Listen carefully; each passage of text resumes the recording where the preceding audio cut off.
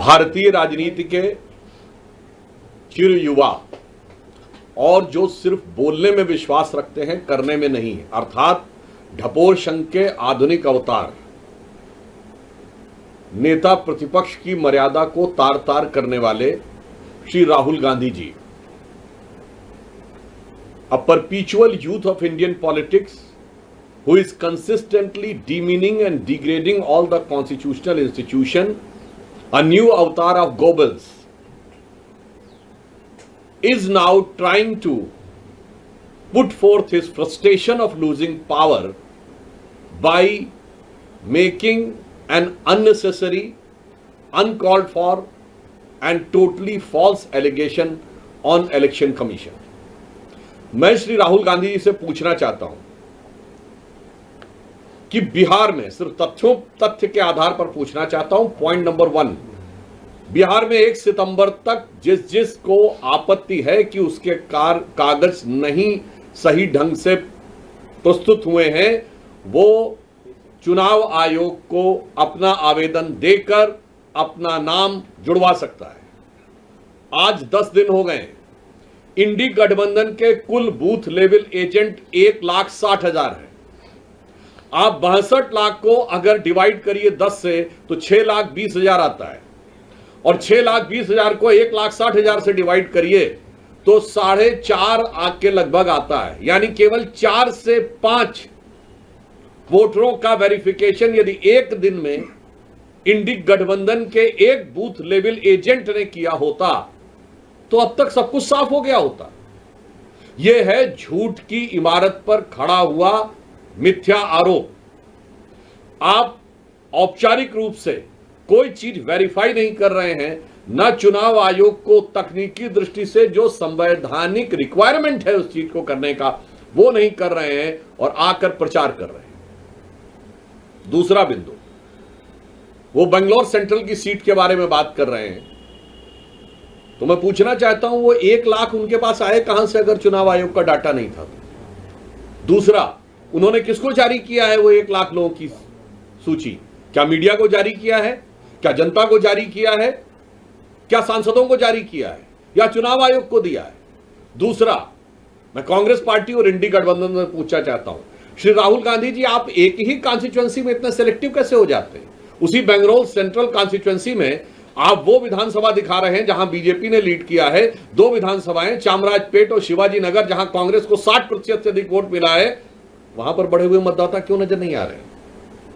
क्योंकि वहां एक विशेष वर्ग की संख्या अधिक है, माइनॉरिटी डोमिनेंस है, या फिर आपको इस विषय में पता ही नहीं है? और मैं पूछना चाहता हूं, कर्नाटक में आपकी सरकार है, आपके चीफ मिनिस्टर प्रेस कॉन्फ्रेंस क्यों नहीं कर रहे हैं?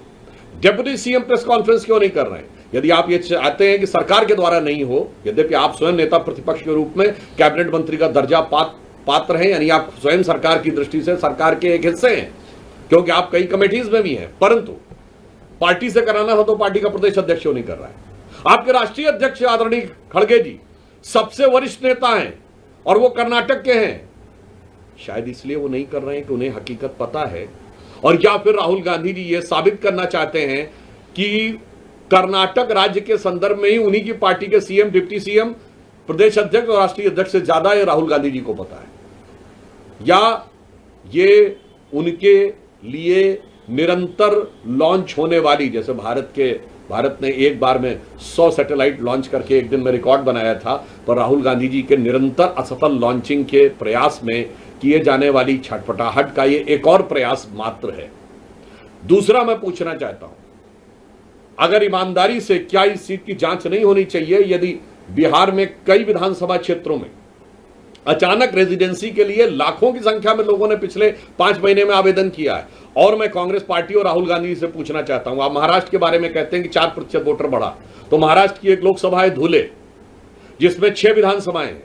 5 विधानसभाओं में भारतीय जनता पार्टी 2024 के लोकसभा में सारी 5 जीती, कुल जीत थी 1,90,000, और एक ही विधानसभा में, एक विधानसभा में कांग्रेस गठबंधन को कितना वोट मिला? 1,94,000, और उस विधानसभा का नाम है मालेगांव सेंट्रल। ये वही मालेगांव जिसकी पिछले दिनों में आपने बहुत चर्चा सुनी हो। एक विधानसभा में 1,94,000 और कांग्रेस और राहुल गांधी जी जवाब दें, उस मालेगांव में 43% नए वोटर बने, 43.5% न्यू वोटर्स। क्या इन बातों की जांच नहीं होनी चाहिए? या हम सीधी बात कहें कि जिस प्रकार की बातें इंडी गठबंधन और कांग्रेस पार्टी कर रही है वो चोरी की बात नहीं है, जो एक पुराना स्लोगन है, चोर मचाए शोर। वास्तविक अर्थों में आज विदेशी भारत विरोधी शक्तियों के साथ हॉबनॉबिंग के शक के दायरे में तो कांग्रेस और इंडी गठबंधन के लोग पहले से ही थे। विदेश में जाकर भारत विरोधी एनजीओज और भारत विरोधी नेताओं से मिलने के प्रमाण तो राहुल गांधी जी के पहले से ही थे। 6 मार्च 2023 को सीधे विदेश के भारत में हस्तक्षेप की गुहार लगाते हुए आप पहले देखे जा चुके हैं। अब विदेशी घुसपैठियों के द्वारा भारत के लोकतंत्र पर डाका डालने का यह प्रयास इंडी गठबंधन के द्वारा किया जा रहा है। देश को बहुत सचेत और सावधान रहने की आवश्यकता है।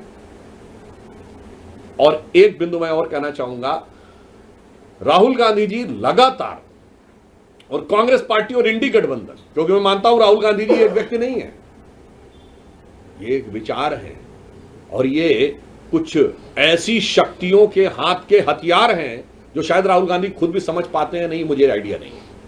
पर मैं एक बात कहना चाहता हूं, बताइए आप कितनी बार जनता की नजर में असत्य बोलते हुए या झूठ बोलते हुए पाए जाएंगे? जब बयान आया था कि भारत के, मैं अभी से शुरू करता हूं और आपको केवल कुछ उदाहरण देता हूं, देश की जनता अपने आप इस पर निर्णय ले। अभी भारत के एयरफोर्स चीफ ने कहा कि हमने 6 विमान गिराए थे। ये क्या बोले थे कि भारत के कितने विमान गिरे? आज साबित हो गया एयरफोर्स चीफ के बाद, यह इस मामले में झूठे साबित हुए। पॉइंट नंबर 2, भारत के साथ अमेरिका की जो डील हुई, इन्होंने कहा था कि अमेरिकी राष्ट्रपति का बयान सही है, तो इसका मतलब वो सो कॉल्ड युद्ध विराम, जो युद्ध विराम कभी नहीं था, वो किस लिए हुआ था? क्योंकि ट्रेड डील हुई थी। अब तो साबित हो गया कि डील नहीं हुई थी। यहां पे पुनः, और ये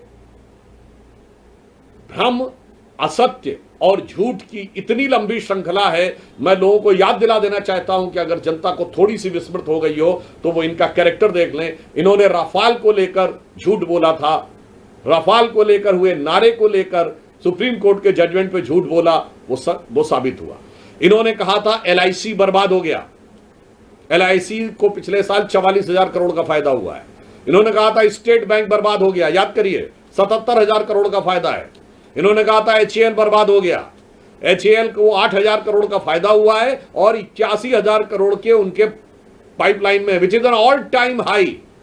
यानी जिसके लिए आपने कहा कि ये बर्बाद हो गया है वो सब ऑल टाइम हाई है। अब उसके बाद अगर आप फिर भी ना समझना चाहें तो जिस इकोनॉमी को आप डेड इकोनॉमी कहने में हिचक नहीं रहे हैं, वो आपकी मेंटल स्टेट को दर्शाता है। और भारत के बारे में जो इन्होंने सेना के बारे में कहा, एयरफोर्स के बारे में कहा, आर्मी के बारे में कहा, HAL के बारे में कहा, LIC के बारे में कहा, SBI के बारे में कहा, और हाल ही में ऑपरेशन सिंदूर के बारे में जो कुछ कहा वह निरंतर असत्य और झूठ साबित हुआ। तो मैं एक पंक्ति में कहना चाहूंगा, एक दौर था जब इस देश में महात्मा गांधी ने एक किताब लिखी थी, माई एक्सपेरिमेंट्स विद ट्रुथ, सत्य के साथ मेरे प्रयोग। और आज हम देख रहे हैं उन्हीं के एकमेव स्वयंभू उत्तराधिकारी होने का दावा करने वाले श्री राहुल गांधी जी का असत्य का भयानक रोग। मैं माई एक्सपेरिमेंट विद अनट्रुथ इसलिए नहीं कह रहा हूं क्योंकि माई एक्सपेरिमेंट विद अनट्रुथ भी एक किताब है जो माइकल एंडरसन की लिखी हुई है, मगर यहां पर अगर आप देखें तो that was my experiment with truth and this is a disastrous experiment with untruth. वहां महात्मा गांधी थे जो सत्य के साथ प्रयोग था, यहां असत्य का भयानक रोग है। इसलिए हम कांग्रेस पार्टी और इंडी गठबंधन से कहना चाहते हैं कि संवैधानिक दृष्टि से, कानूनी दृष्टि से आपके पास जो रास्ते हैं उसको आप क्यों नहीं अप्लाई कर रहे हैं और भारत विरोधी भ्रामक दुष्प्रचार के द्वारा